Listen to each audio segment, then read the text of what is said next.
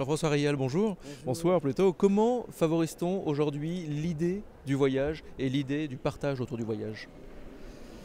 C'est une question complexe et très large. On favorise l'idée du voyage en essayant de faire en sorte que tout ce qu'on donne comme conseil à ceux qui voyagent avec nous consiste à les rendre particulièrement intéressés par l'échange avec toutes les populations qu'ils vont rencontrer sur place. C'est-à-dire quel est l'impact économique généré par l'activité du voyage, qu'est-ce qu'ils voient sur place qui ne va pas, qui pourrait être corrigé, on leur demande de nous remonter ça. On a une fondation à laquelle ils peuvent s'adresser sur tous ces sujets-là. On a des documents qu'on leur donne qui leur permettent de nous dire écoutez, là c'est bien, là c'est moins bien. On a un tas de questions, mais je dirais que c'est une question très large.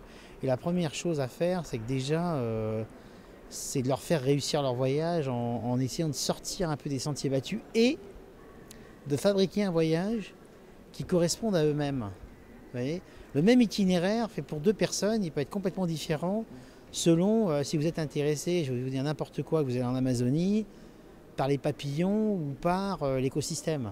C'est pas pareil. Tout à fait. Vous avez fait un voyage particulier au Tibet, vous en avez pas mal parlé, et vous avez notamment retenu une leçon qui vous apparaît comme fondamentale, l'impermanence. Qu'est-ce que c'est que l'impermanence? L'impermanence, c'est une des leçons clés de la vie pour moi, c'est que quand vous vivez quelque chose, vous voyez en ce moment on vit quelque chose ensemble, vous m'interviewez, ce moment il va être mort dans 5 minutes. Et donc tout ce que vous vivez change. Que ce soit les êtres humains, que ce soit une maison, que ce soit un paysage, une ambiance, une émotion, tout est impermanent, rien n'est permanent, rien n'est figé. Et une des causes de la souffrance humaine, c'est de saisir des instants, des personnes, des moments et de vouloir les conserver inexorablement. Et ça ne correspond pas à la vérité. Et être dans l'erreur, de vouloir saisir ces moments définitivement, eh bien ça génère de la souffrance. Et la vérité, c'est l'impermanence. Dernière question et je vous libère, c'est une question rituelle que nous posons à tous les intervenants de cette Cité de la Réussite. En 2012, qu'est-ce que l'on partage le plus volontiers? En 2012, qu'est-ce qu'on partage le plus volontiers? Je ne sais pas, je dirais trois choses bien différentes.